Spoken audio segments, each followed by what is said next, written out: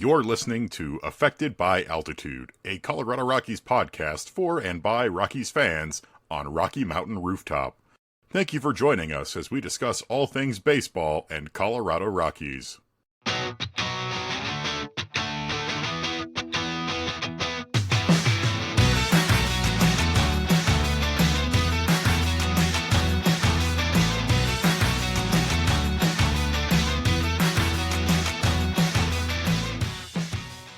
Hello and welcome to Affected by Altitude, a Colorado Rockies podcast on Rocky Mountain Rooftop, proud affiliate of the Fans First Sports Network. I'm your host, Evan Lang, and with me, as always, with a new setup, including hats, it's Skyler Timmons. Yeah, for our video viewers, you'll just notice I don't have that purple sheet hanging up anymore. It is now actually being used for its intended purpose, covering a mattress. And you will see that Skyler owns at least 8 hats. At the very least. At the very least. And 8 is 2 sets of 4. It's an educational show, Skyler. We're a family-friendly show. When do the puppets start showing up? I don't have anything that I could use as a puppet right now. Just pull out a hyper-realistic Bud Black puppet. That's baseball. But, Skyler, we're here to talk once again about the Colorado Rockies in the dog days of summer. Still playing? For not much longer. There's, 2 weeks left? There's still so roughly many 2 games. weeks left in the season. 14 games, I think. 13 games if you count. Still too many. If you count today's matchup. The series finale against the San Diego Padres. I believe the season finale against the San Diego Padres, where, shocking no one, the Padres are walking away with the season series. And, Skyler, as we are quite mercifully nearing the end of what has been one of arguably the most unpleasant seasons in Colorado Rockies history, we have one thing to hang our hats on, and that is with a win on, Friday night? The Colorado Rockies can no longer be the sole owners of the worst 162-game record in Major League Baseball history. We did it! Now, a tie is still not out of the question. They need one more win to avoid tying the record with last year's Chicago White Sox, but as of right now, there is no more history in terms of record to be set for the Rockies. Now, there's still plenty of other opportunities to be historically bad. We could potentially have the worst run differential in the history of the league. We could also potentially have the most runs allowed in the history of the league. And the highest starter ERA. Highest starter ERA, and just a little icing on the cake there, our dear friend Antonio Senzatela, if the season were to end right now, he would have the third worst hits per 9 since 1899, and the worst since 1930. Ugh. It's, you can hang your hat on, they're not going to own the worst record in MLB modern era, which was the story, early part of the season. Of course, it was going to be hard for them to take the worst record in Major League Baseball history and all that. It's going to be hard. It was always talk of, they're on pace to do this and they're on pace to do that. They're fun to talk about and speculate about, but you still have to let things play out. And, while they didn't play out as bad as everybody thought, are they even going to get 30 wins? It's still been pretty bad, regardless. I think your average fan doesn't really understand just how hard it is to be that bad for that sustained amount of time during the season. Like, the way the Rockies started was never sustainable. Where, at some point, they were going to regress to the mean of just being regular awful instead of historically so. Yeah. They went from, oh my goodness, it's just an obscene horror to these guys suck type of thing. It's still degrees of terribleness, but different kinds. Yeah, like we're not here to to lie to you and say the Rockies are actually good, or, oh, they're just a step away from contention. No, the Rockies are awful. There's no beating around the bush. The Rockies have been truly terrible this year, and they're going to continue to be truly terrible for the next, week and a half to 2 weeks as we round out the regular season that ends on September 29th. There's just not much else to say about it because there's not really going to be a record. But the real question is, does it really matter that the Rockies didn't set the record? Because they're still going to lose over 110 games, most likely. They're still going to be in the conversation of one of the worst teams in the history of the league. Mm-hmm. And at the end of the day, I was talking about with somebody, I forget who at this point, it might have been Dan Lucero, actually, of if it takes being the true worst team in the history of the league to spur any sort of change, then it's highly unlikely that any sort of change was going to happen to begin with. Mm-hmm. Yeah, if Rockies get 42 wins, is would anybody be satisfied if then Dick Monfort looks at that and says, "Oh, whew, we're not as bad as the White Sox last year"? Like, dude, you still won only 42 games. You lost over 110. Like you said, one of the worst overall teams, where your offense has been awful, your pitching has been awful, your defense has been awful. Every free agent signing, awful. Extensions that you've extended, awful. You've drafted and your prospects have come up, awful. Like, there's just so much awfulness about the organization and the development process and everything where, I think, Warren Schaefer, I think, was looking at that he was talking about that of 41 wins, like avoiding that record. Like, that's not a positive to look at. Like, I don't care. That's unacceptable type of thing. Which, yeah, it's unacceptable. If you're not winning your division, if you don't have a winning record, it's unacceptable. That's just the nature of sports. That's the mentality you have to have, and hopefully that's something maybe the Rockies get a little bit more of after this awful season. Yeah, it's one of those things where, you look at the Rockies lineup and pretty much everybody has wildly underperformed except for Hunter Goodman. And even the guys who have performed at least decently are still barely above what you would consider replacement level. Like, Jordan Beck's not had a terrible season, all things considered. No. He's had a pretty solid season, but it's overshadowed by the fact that he's not developed into the player that he was supposed to be, which was a big bopper. Yeah. And that his power is wildly inconsistent. Your starting right fielder, the guy you traded for this offseason, having a pretty decent offensive season. Not a big bopper, but gets on base, scores some runs, but is such a defensive liability that he's worth negative 1.7 defensive wins above replacement. Like, we're talking Dante Bichette 1999 levels of bad defense in the outfield. Yeah, and you look at a lot of those guys in that lineup of, like, Jordan Beck, he's one of your better players this year, and you need more players like that, and they're not getting it. Where the focus would have been, okay, Jordan Beck had a really good year for this lineup and was a really good supplemental piece to, a player performed to Hunter Goodman's caliber this season, or it would be like, when Arenado or Tulowitzki or Story or Cargo, Blackman in their primer there in that lineup, Beck and some of these guys like a Tyler Freeman, you can overlook those because, okay, these are good supplemental pieces, because then you have the other guys in that lineup that are going to help carry it. But really, all year it's been, Hunter Goodman's performing, not so much anybody else. No, but Tyler Freeman's having his stretches, Mickey Moniak had his stretches, but for the majority of the year, when it really mattered, you weren't getting anything from anybody. Yeah, the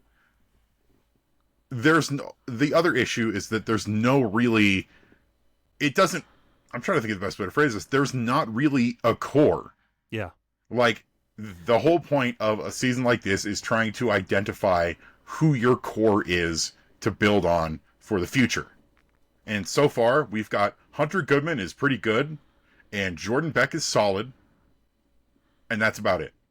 Yeah. Where you can't look at any of these guys who, you're absolutely right, like your guys like, Freeman or Moniak, who would be excellent supplemental pieces if you already had an established core. But the Rockies, they don't.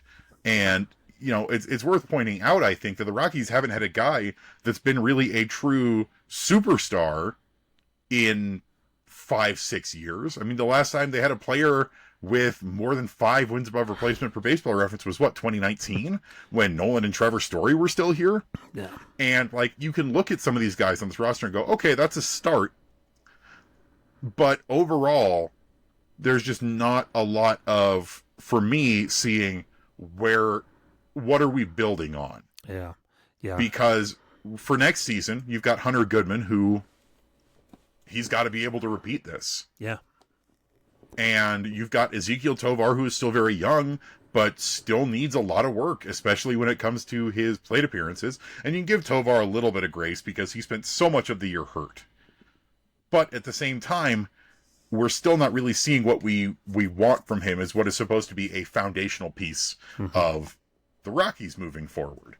And then outside of that, Brenton Doyle is going to be 28 next year and had a truly horrific start to the season, and then got really hot and is now honestly kind of slumping again. He's back in the negatives for wins above replacement.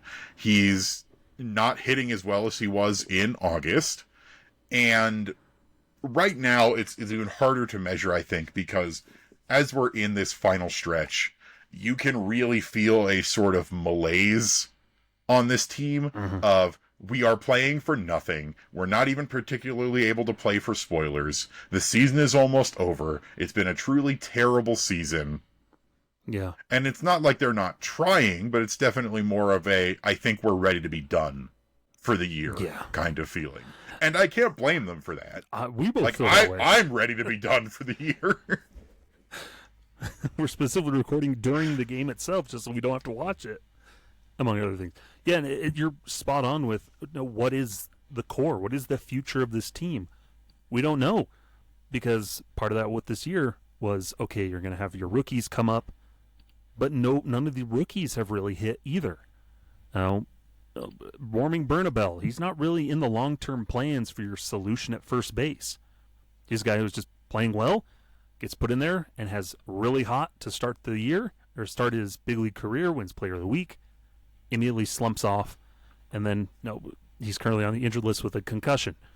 Kyle Karros, they bring good tools, but it's not really, earth-shattering like we see across the league, where some other rookies have been called up, immediate impact. You think of, look at Nick Kurtz, what he has done with the Athletics this season. Dude has just been a monster at the plate. He is, since day one, I am a bona fide slugger in Major League Baseball. I slugged in the minors, I'm slugging in the big leagues. The Rockies aren't getting that from any guy they call up who's doing really well in the minors, gets called up, and he's immediately beat down at the major league level. And it's tough because, Nick Kurtz is obviously to be an outlier. He is your basically surefire American League Rookie of the Year. Dude hit a 493-foot grand slam to dead center last night. He's incredible. Of course, he is playing on a minor league ballpark all year. True. But for the Rockies, you go, well, why can't we ever have a guy that does that? I mean, our only Rookie of the Year was Jason Jennings back in 2002. And even then, I like Jason Jennings, but he never had, the superstar career that you wanted him to have. And, that goes for a lot of guys who win Rookie of the Year. I mean, look at Todd Hollandsworth. But for the Rockies, it really is just none of the guys are immediate impact guys that we've called up. And some of them have done some really cool stuff. Kyle Karros has been a stud when it comes to his third base defense. But we knew when he got called up that was a rush job. That he was probably not ready to be up here, especially when it comes to his hitting tool. Which he has a lot to bring to the table when it comes to hitting, but it's going to take some time, and you've got to see if it's going to develop properly. We love Kyle, friend of the show, but right now you can't really say, all right, he is for sure the third baseman of the future. And it's the same with all the multiple guys we've called up to play second base. It's the same with, Yanquiel Fernandez, who just has not shown any power at the big league level. Yeah. It's It's seeing all these foundational pieces and then just seeing, oh, actually, there's a lot of cracks in the foundation still. And that goes back to like this team's development process. And we'll talk about that probably in the second segment about one of these other rookies. But it's where's the foundational, and that's reflective of the record. Where the reinforcements they have called up, pitching-wise, position player-wise, it has not moved the needle one bit, any direction.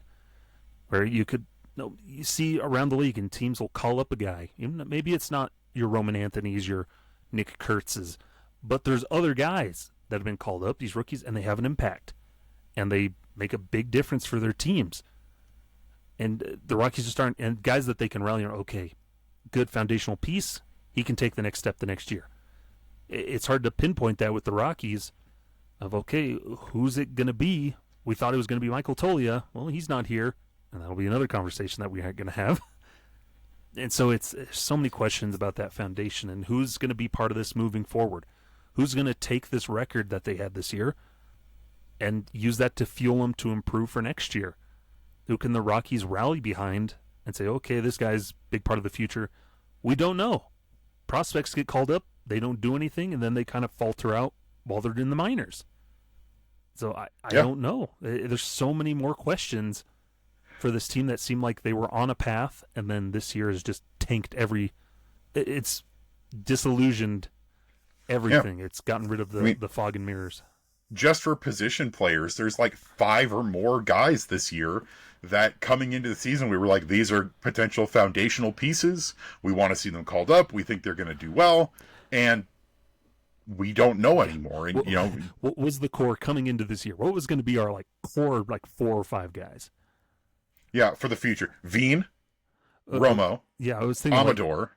Guys that are going to build upon it was like Nolan Jones and Michael Toglia, Brenton Doyle, Ezekiel Tovar, Ryan McMahon was still going to be in that conversation. So you have at least these 5 guys established on the team, and then these minor league guys that you're speaking of, Romo, Beck, the other one you said, Amador. I would still even say Toglia. Yeah.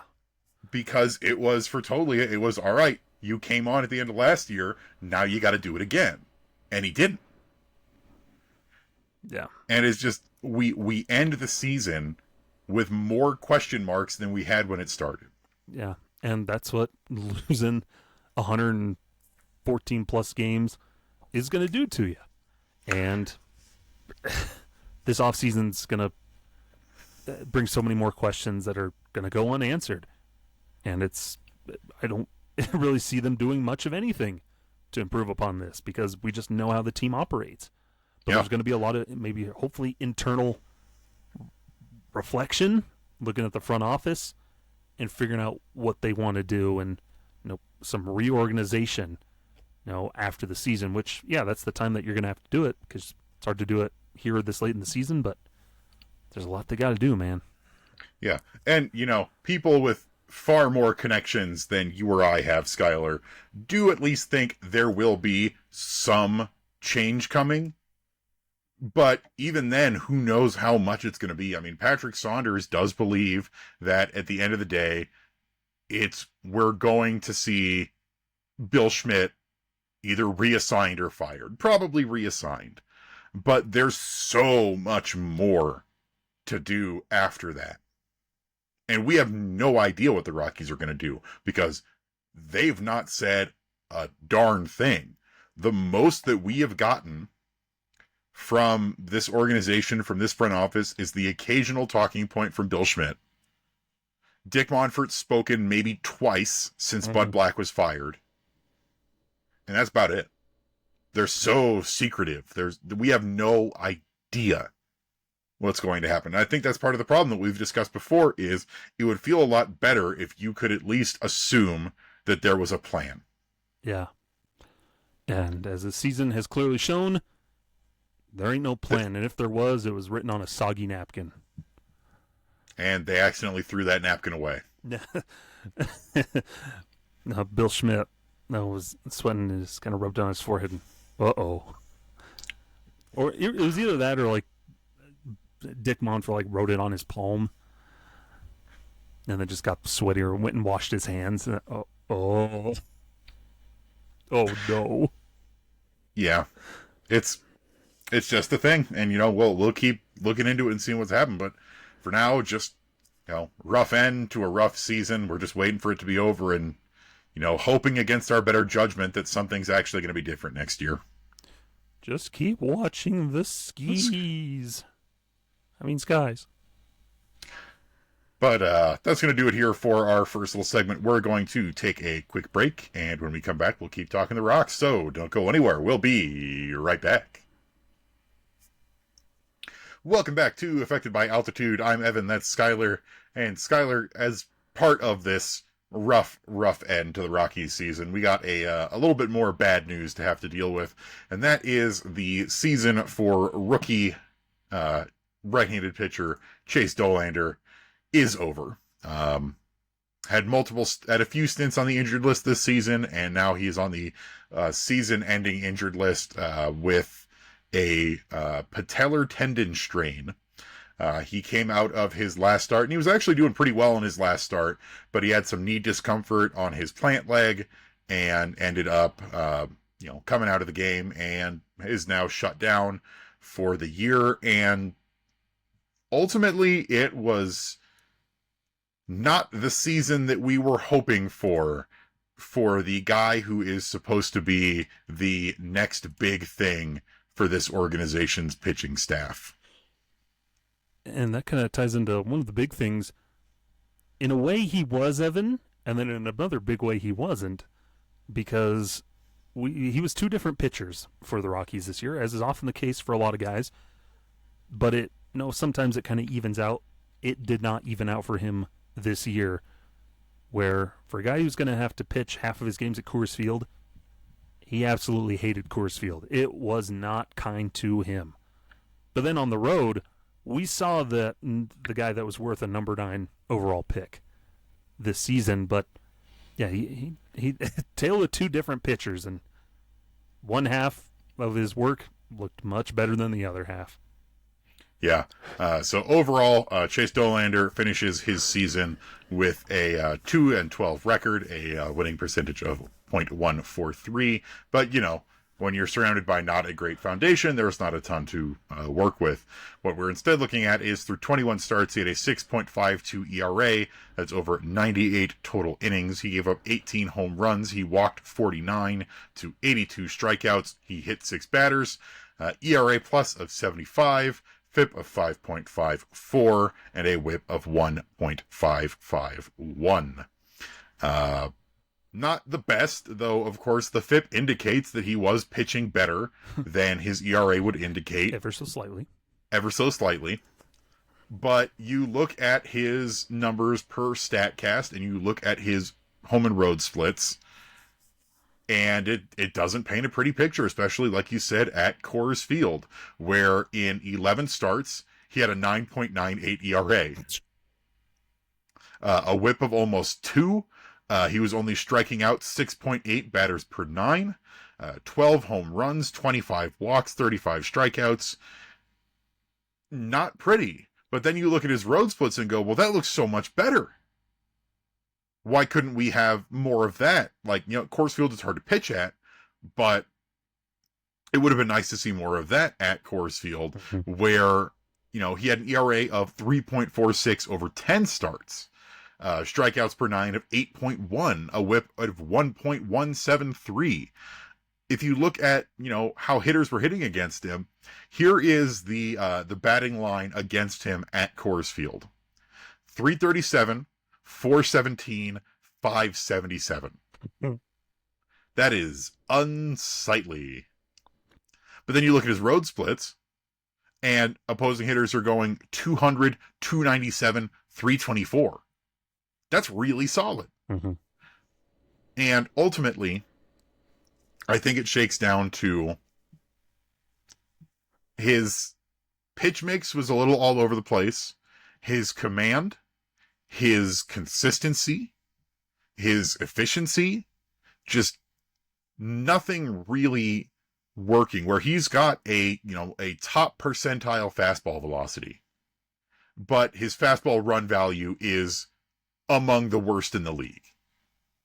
He's got all of these different breaking pitches and has a solid breaking pitch run value, but he's near the bottom of the league in chase.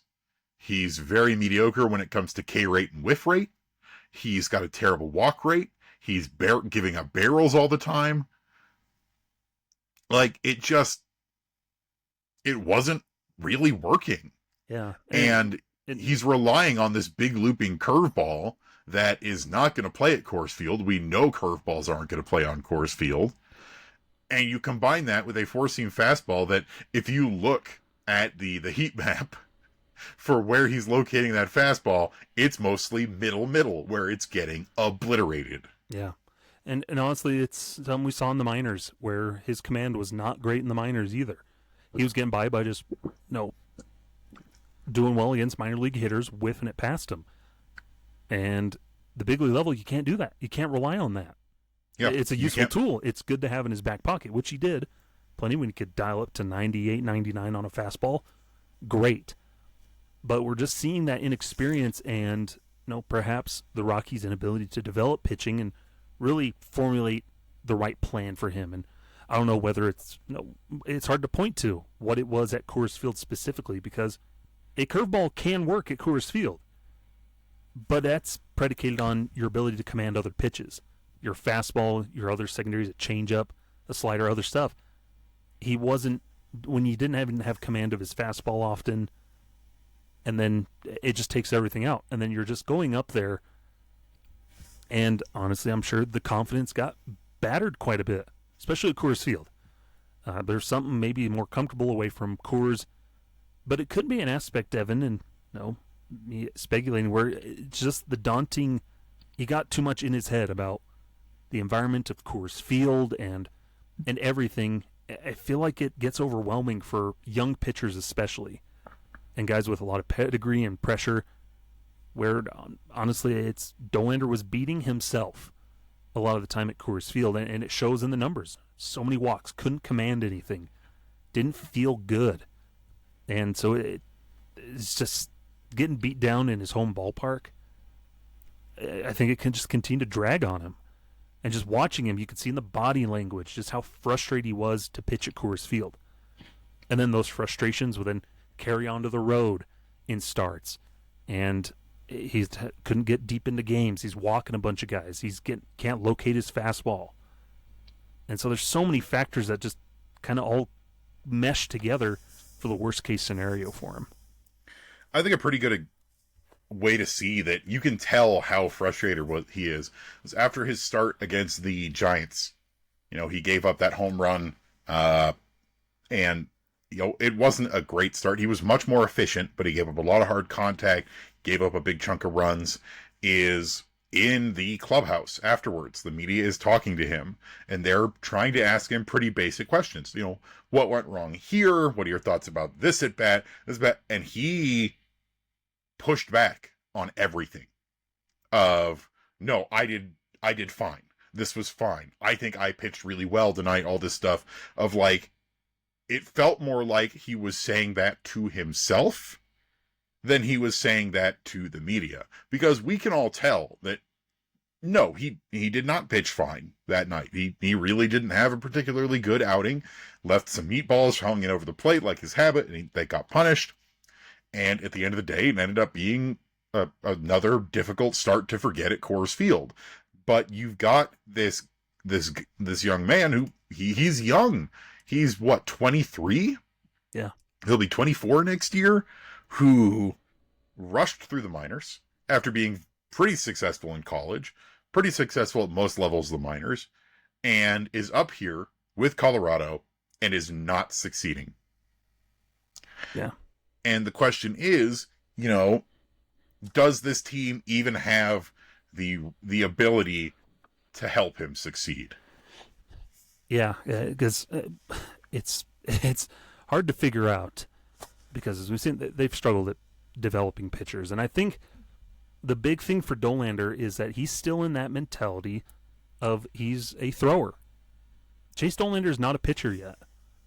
If you threw him out in a bullpen, bullpen appearances, I'm sure he'd do fine. Because you can just go up, rip it, and throw it, gas out guys, expend everything, and then go sit down. But it requires a different capacity of pitching when you're a starter, especially at the big league level. Like I mentioned, he was dominating down the minors last year. But again, that's against minor league pitching. You can get away with certain mistakes there that you can at the big league level. You can be effectively wild in the minors. You can't at the big league level. When you have guys who are there for a reason with impeccable patience and plate discipline, they're not going to chase that pitch up high unless you can set it up and outthink them. And Dollander hasn't reached that aspect yet. And so it's up to him, and I know that's something that he's doing was he wanted to reach out, talk to Scott Oberg, talk to Aaron Cook, pick Kyle Freeland's brain. I wrote an article for Purple Row talking about he needs to turn to Ubaldo Jimenez because they're so similar in their makeups. He's got resources that unfortunately probably aren't in the organization itself. Their lab down in Arizona and everything. I don't know if they have the tools in-house to help him. Yeah, and it really is like you can't rely on blowing that fastball by people at a major league level. And, they're two very different pitchers, but we've talked about him before is Gabriel Hughes, who he's a very smart, very cerebral guy in terms of how he approaches pitching. Hughes, over his last couple starts, has looked completely gassed, but he's not getting lit up. Even in the PCL, where it is very easy to get lit up. His last couple starts, he's only given up a small handful of runs, despite the fact that he's not really striking out guys, because he's utilizing his pitch mix. He's utilizing and being smart and pitching instead of throwing to get guys out. Yeah, and he talked about that in an interview where, talking to Thomas Harding, where he's like, okay, is changing his mentality approach of instead of trying to constantly chase, I'm going to sit 96 to 98, he would change that mentality where, okay, I can sit in a more consistent spot, but be more effective with my other pitches, is what his comments kind of boiled down to. Well, yeah, if Gabriel Hughes wanted to dial up to 98, I'm sure he could do it. Yeah. But he's realizing, no, I can get guys out in other ways. And that's what made Ubaldo Jimenez. That's what I wrote that article. I just couldn't stop thinking about Ubaldo. Because you go back and look at Ubaldo's numbers, oh my goodness, they were good in Colorado. They were good at Coors Field. Why? Oh, it's not just because he could punch guys out. He could do that when he wanted to. But he got ground balls. He could pitch to contact. He could pitch around his walks by inducing contact and getting double plays and strike guys out when he needed to. No, he didn't get rattled when there was traffic. Yeah. Ubaldo just bore down and okay, I'm going to get the next guy. Look at his no-hitter. He walked 6 guys in the first 5 innings, Evan. And that's the thing. And I look at the Rockies have not had, a superstar pitchers outside of that 1 year of Ubaldo, that 1 year of Kyle Freeland. But if you look at all of the best pitchers, and I say best as in best in the terms of Colorado Rockies history, where their numbers aren't gaudy or flashy, but I look at guys like Pedro Estacio, who consistently worked very deep into ball games, and like other pitchers we mentioned, it was getting, knowing when to pitch to contact is needed, knowing when to get strikeouts is needed, knowing when to mix things up. And Pedro didn't have the best ERA in the world, and he gave up a pretty decent chunk of home runs. He had 2 seasons where I think he gave up the most home runs in the league, but still ended those seasons fairly well. You look at Jorge De La Rosa, Ubaldo Jimenez, Aaron Cook, all of these guys who, no, they're not superstars. Heck, they're hardly all-stars for most of them. But you can see how they found success. Mm-hmm. And Gabriel Hughes fits that mindset so well. The quote is, I'm getting a better idea for how to read swings, how to see how a hitter reacts to a certain pitch and then base the next pitch off of that, instead of just relying on a fastball by guys and then trying to go slider or curveball in the dirt from a chase. I've become much more of a complete pitcher. Yeah. And heck, maybe Chase needs to sit down with Gabriel Hughes over the offseason and they can talk it out. But I think you're right in that right now, as we know it, I don't know if this organization has the resources to help Chase right now. And specifically help him conquer Coors Field. Because the team itself has never figured out how to conquer Coors Field. There's been guys who have managed to do it, but I don't feel like it's been because of the organization itself. They lucked into a Kyle Freeland and a Jorge De La Rosa who pitched very well at Coors Field. I don't know if they can do that for Chase Dollander. But it's like maybe going back and what is his preparation for those road starts? What is he doing there that he isn't doing at home? Oh, you look at any number of guys on the pitching staff right now. Look at Jimmy Herget. He ain't blowing a fastball by anybody, and yet he has been one of the best relievers this season across Major League Baseball. And I hear one of the best reliever seasons in Rockies history, I would even say. That's not a closer or something, just a middle reliever.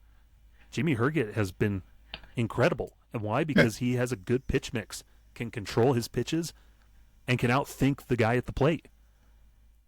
And I have to apologize to Mr. Jimmy Herget because I was not familiar with his game. Because when we talked about us obtaining him, remember, I was saying, I don't know. He's not much of a strikeout guy. He hasn't had the most success elsewhere.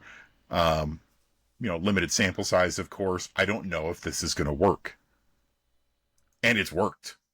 He's been fabulous. And it's not about the strikeouts because he gets a decent number of strikeouts, but not a ton.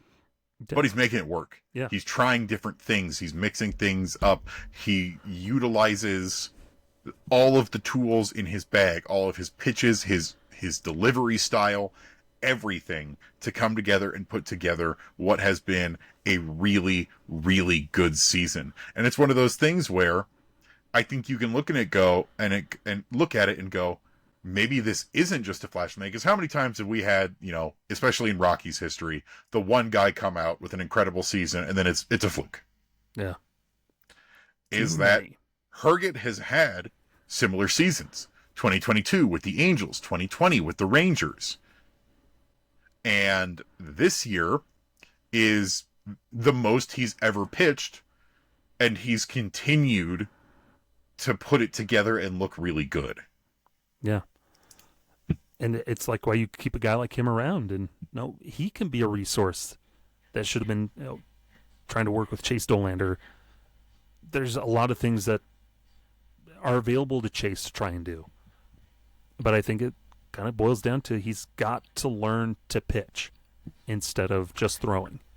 And I know that it's sometimes a weird concept for maybe people to understand at times. But it's pitching's a very cerebral thing. It does require some thinking, but not too much thinking. It's a hard balance to figure it all out. A really good way to put it. Pitching can be really stupid sometimes. Mm-hmm. I think about this year. Aroldis Chapman is having a career renaissance at age 36? Yeah. And it's because the Red Sox literally set him down and went, "Hey, idiot, have you considered actually trying to locate your pitches?" Yeah, locate your fastball more. Oh. Because he spent most of his very good career, because he's got such an elite velocity on the fastball, of lean back, throw it as hard as you can, and as long as it's kind of close to where I want it to go, it's going to work. Mm-hmm. Yeah. And again, this doesn't absolve the Rockies. They've got to figure themselves out too as an organization, how to help these young pitchers, because Chase isn't the only one we're seeing him have some success in the minors. And then he comes up and he's just getting just throwing batting practice. Bradley Blaylock, we've seen both sides to him. seen it happen to Tanner Gordon. We've seen it happen to Carson Palmquist, McCade Brown. The absence of knowing how to locate pitches. All of a sudden, these guys are just walking a ton of people. Yeah. Or even, it's not even just the young guys, though. You look at all of our veteran pitching staff and going, man, this organization really failed you when it came to your development. See, you look at Herman, and who's currently getting obliterated in San Diego. You look at Kyle Freeland, who we saw the flashes of probably what he could have been. You look at Antonio Senzatela, where his development could have gone completely a different way. If the Rockies had taught him, hey, you can throw 3 pitches that aren't over the middle of the plate. Your first pitch doesn't always have to be a fastball. Over the middle of the plate. The big leaguers are going to swing at that. And it's just so frustrating. Yeah. And so it's shown like, oh yeah, they touted all these, we have all these young arms coming up. Look how it's turned out this year, where now that depth has been depleted, and you look at their system like, I don't know. Yeah. No, like even with a Sean Sullivan, who I know you're really high on, and I can be high on, but this year has made me skeptical of any minor league pitching prospect. I think that's incredibly fair because, who was I really high on coming into the season other than Chase? It was Carson Palmquist. Yeah. And I already feel like we've ruined him. Hey, I didn't do anything. The the Rockies, not us specifically. Skyler, what did you do? Yeah, so it's like this year and like Dollander's performance too, and a lot of these other young guys, we were feeling good. Like, okay, they actually have some pitching depth. This looks good. I think pitching will be better. And it's just night and day. Yeah. They are just overpowered.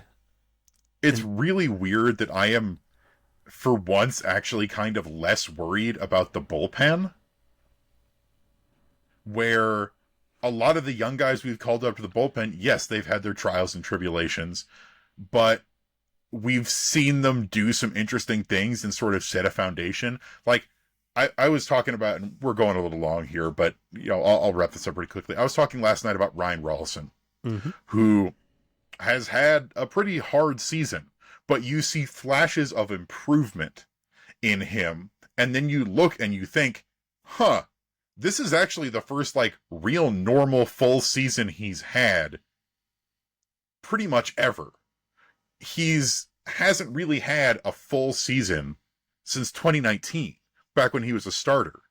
And it's all the injuries and the conversion of the bullpen and stuff. And now we're seeing some stuff where I think you could give him a shot to be in the bullpen to start next year. And then you've got guys like Juan Mejia. You had Dugan Darnell before he got hurt. You had Zach Agnos before he got hurt. You had Seth Halverson before he got hurt, which that's a whole other set of issues. But one of the things that I wonder is Dustin Garneau, the bullpen coach, the bullpen guy, and what he has done, because normally in the bullpen we have no faith, right? Yeah. But this year it's been the starters. Yeah. I don't know, it's weird. The former catcher knows how to work with pitchers.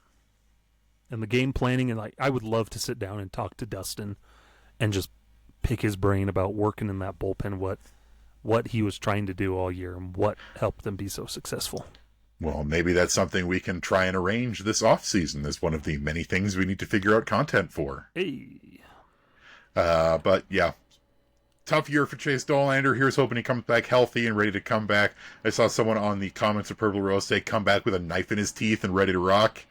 We're pulling for him, but we're going to take one more quick break, so don't go anywhere. We'll be right back. Oh. Welcome back to Affected by Altitude. I'm Evan. That's Skyler. We appreciate you sticking with us through that little ad break. And Skyler, we have just a few more things we need to talk about here. But honestly, I think the biggest thing is Michael Toglia. Big Mike? Big Mike, big problems. Where after Warming Bernabel was placed on the... And, oh man, I will say really quick, Warming Bernabel, he went through a pretty rough slump. Like, he started out really hot and slumped really bad, and he was actually starting to pull himself out of it. where he was starting to hit better and he was getting it done. And then at Dodger Stadium, he smashes into the netting and hits his head on a metal pole and gets a concussion and is now on the injured list. And we don't know if we will see him again this season. What? Is that the same fencing that Chris Bryant got tangled up in at It first is. base and then it looked like is. an injured sea turtle? Yes, it is the same first base netting that Chris Bryant, like a sea turtle, got tangled up in and hurt his back. Oh my gosh, and that happened last year. You got to be careful of that netting. I guess. I don't know what the Dodgers are doing, but yeah, like poor Bernie. But yeah, he was doing fine. And, you know, like we mentioned before, Bernabel's not the future of first base. He's perfectly fine to have on the roster, and like you supplement him in there. No, he looked good in his one like little bit of playing third base. He looked good there. So like he's a good like corner infielder, DH type to have on your bench. But he's not the future of first base. That was supposed to be Michael Toglia. And what a turnaround in the worst way possible this year for old Big Mongoose. I would call it, more than anything, a fall from grace. Oh. Where I'm pretty sure this team is done with him.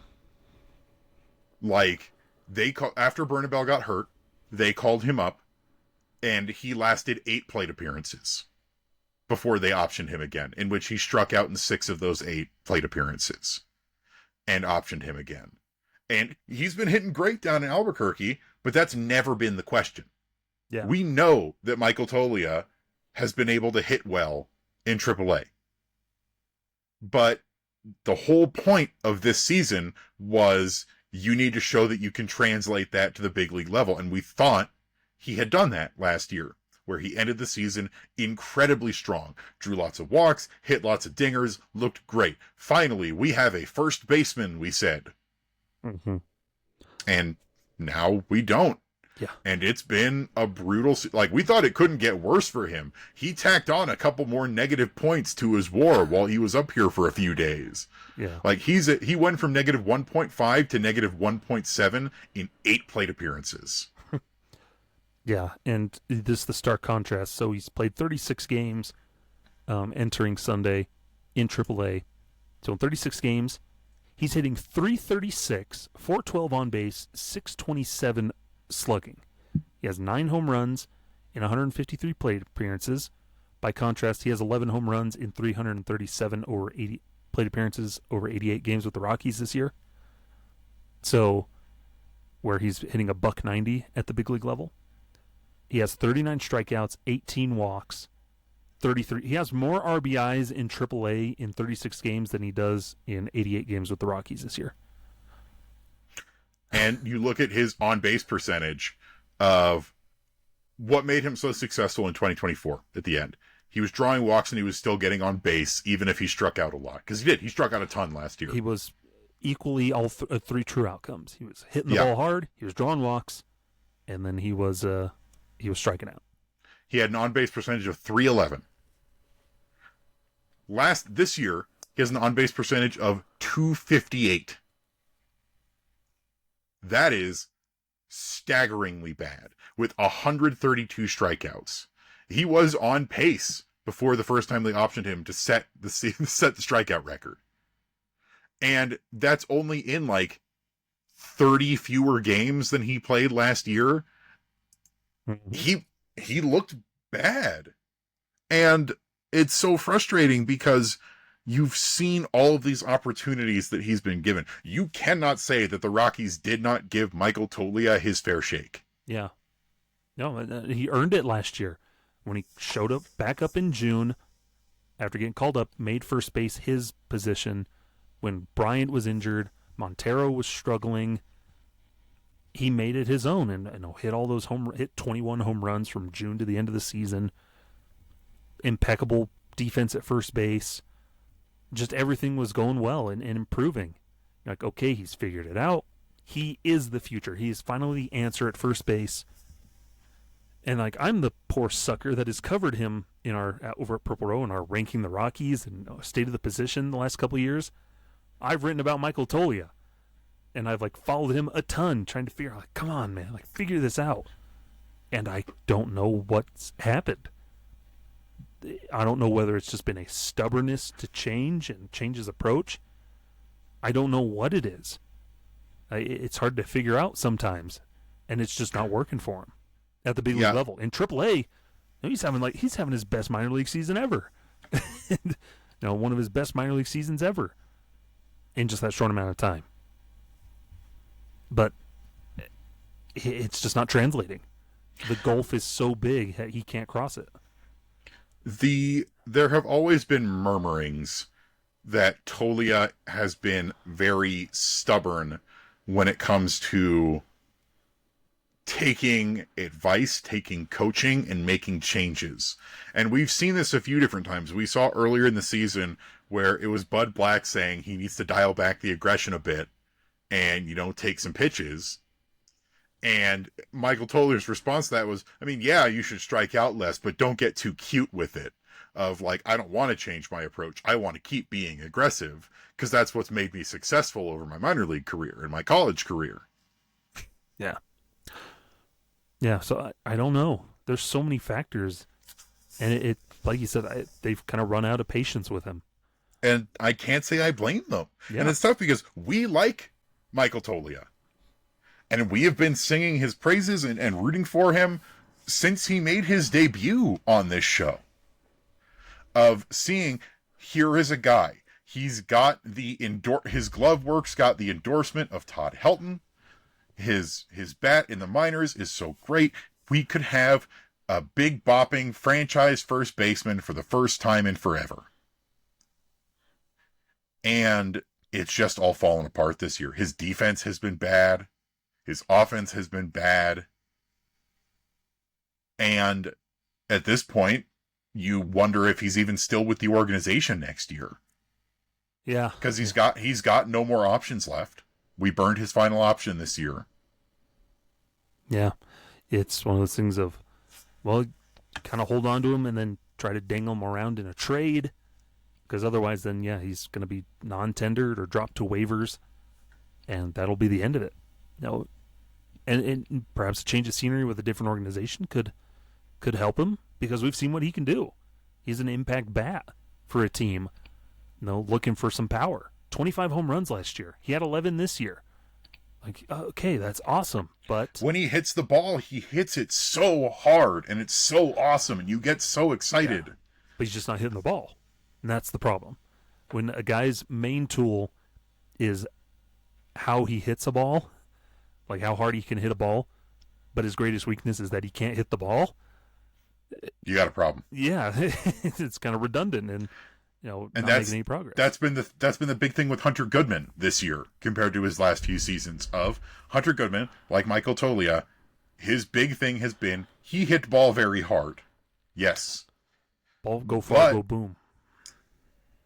It's not just been, and that's part of why Goody's been so successful this year, is because it's not just been the home run. He has struck out a ton. Yes. Struck out 140 times. He's only drawn 30 walks. Yet his on-base percentage is still .323. He's getting hits. He's getting doubles. He's even got a few triples. He's getting, sack play. He's been an all-around offensive contributor where you don't have to worry about the strikeouts because he's going to make some contact too. Mm-hmm. But we just never got that with Toglia this year.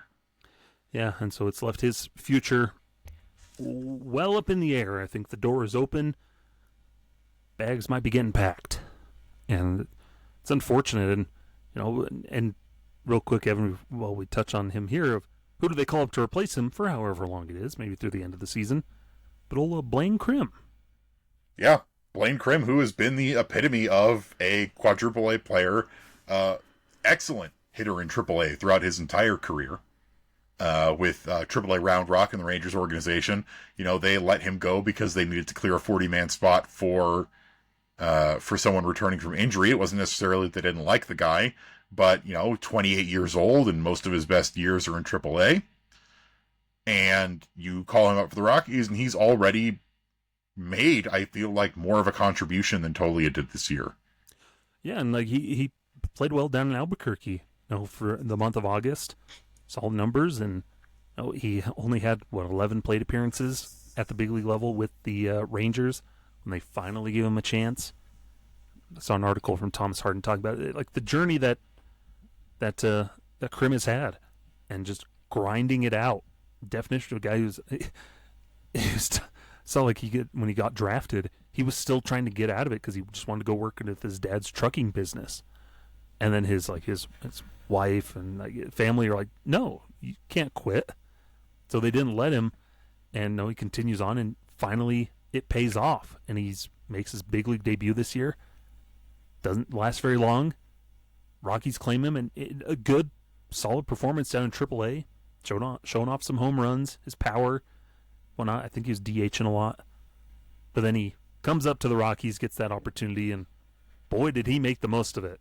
For however long he's here, he's made the most of it in his first couple of games. Yeah, and he's not been like, I'm not going to be out here and be like, oh, he's been incredible, because it's been 2 games.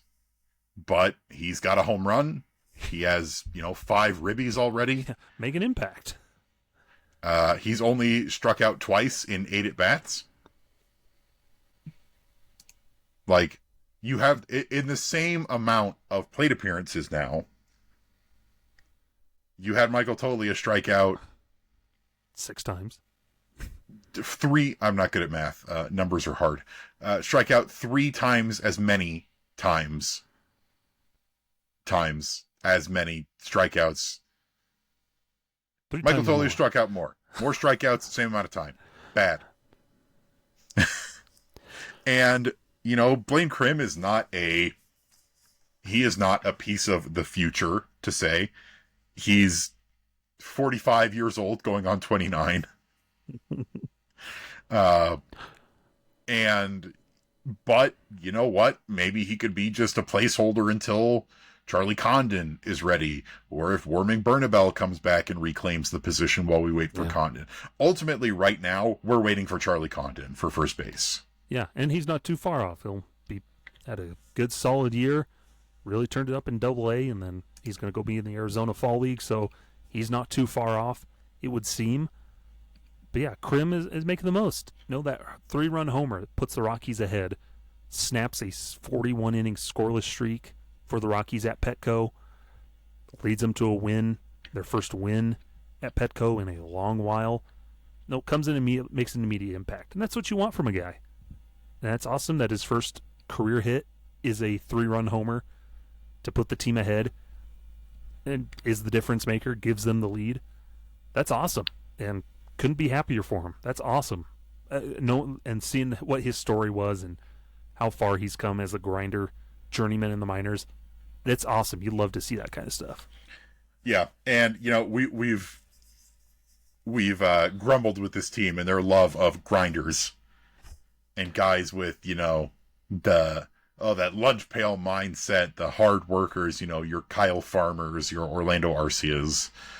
But with 2 weeks left in the season, there's no reason not to have at least a little bit of feel good with a guy like Blaine Krim.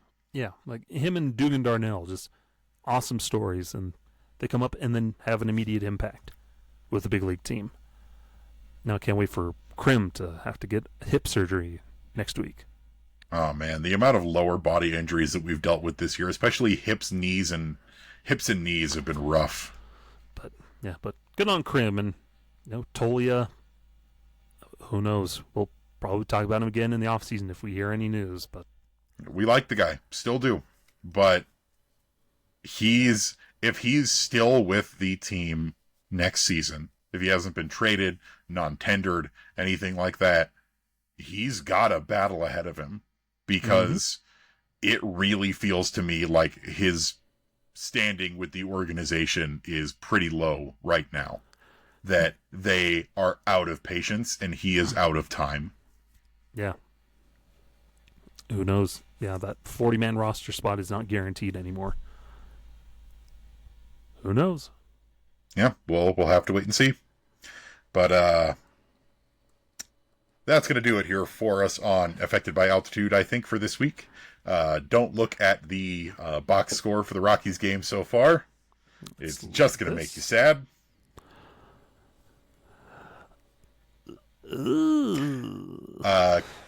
Here's a pause. Congratulations to Mickey Moniak on his 20th home run of the season. Hey, good for him. That's about all I got. Like I've said, we're in the home stretch now. 2 weeks left of the regular season. The regular seasons for A-level ball and AA are over as of today. Unfortunately, our Fresno Grizzlies got swept out of the playoffs by the San Jose Giants, but kudos to them for a really good turnaround in the second half and overall a very good season. Very young team that had to play those playoff games too, so. Yeah, lots of inexperience. Multiple guys who were like 18 and 19 years old on that team. Guys who had been up there like in August. Yeah, big turnaround for them to even make it to the playoffs because I didn't think they were going to. Honestly. So really great to see. Albuquerque will be done roughly the same time the Rockies are done. And I hope you stick with us the rest of the way through this season. It's been a rough one, but despite it all, we are all still here. And we should keep still standing better than I ever did. For copyright issues, I can't sing it properly, Evan. I'm sure that's it. That's Johnny. But Skyler, where can the folks find you at? Find me over on the Twitters at Skyler Timmons with my southern drawl, or over on Blue Sky at stimmons13.bsky.social. And then writing Wednesday Rock Piles over at Purple Row. And stuff over at fansfirstsportsnetwork.com. Will every Rocky ever ever return?